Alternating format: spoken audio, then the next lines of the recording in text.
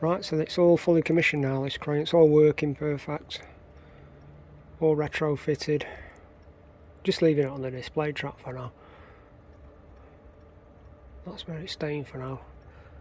But in the end, we fitted a lock pilot standard, which is the standard size chip, which is a bit of a problem because when we hardwired it to the board, we couldn't get the actual board back in properly, you know, where we're inserting all the screws and sandwiching it in between the bogie and the chassis of the crane. It wouldn't go in, so we ended up having to cut that much off the original board. This is a spare board which I bought, which was faulty, but I think I can use the parts off this.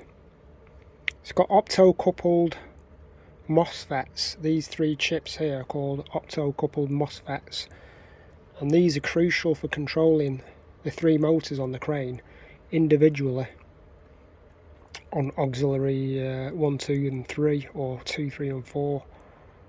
So you need a pretty modern chip that has all the auxiliary outs to control the 3 motors. But if you installed a lock pilot micro, which I still think you'd be able to use this chip to control the motors in the same way, you wouldn't have to cut the board. That would just go in straight away, no problem. And you hardwire that chip because it's really tiny. So we have to take off the original chip, the control chip, off the board, which is that one, and other components as well were taken off the board. The dip switches on the other side of that, they were all taken away. I'll show some pictures of it anyway, of how it was done. But overall, it's all worked out nice. But this came with a control panel, and I don't think this can be used anymore. This has got to be set up dedicated to the marklin chip, and obviously the marklin chip isn't in there anymore, so this is obsolete now. I never used it anyway, but it's a nice little control panel to have on a siding or something, so you can have an isolated section of track and this dedicated controller to work the crane. And it also works a locomotive as well somehow. I can't remember exactly how. It's quite advanced at the time, the way it works, quite unique. The crane also comes with a metal base which you put below the track surface and put C Trix over the top, and these magnets go inside the mounts, and then it holds all the outriggers perfectly true and without moving around. It's quite clever the way it's done. So that's just another option on the crane. But anyway, that's all done. To wire up the surface mounted chips which control functions, which are the MOSFETs, these 3 chips here, I've got to work individually from each other, and to do that on the way I done it, on auxiliary 2, 3 and 4, you've got to make sure whichever functions you assign to, that only one function works at a time. So it disables auxiliary 3 and 4, but only work auxiliary 2.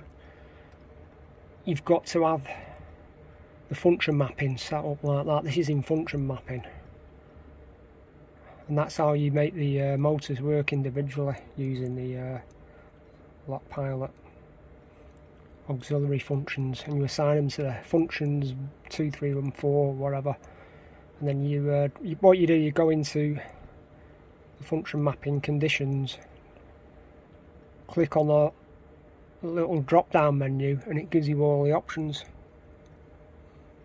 to ignore or not ignore certain functions depending on what's been pressed. It's a bit complicated because we didn't know about this at first, and it's quite difficult to set up. So anyway, found a way of doing it, and that works.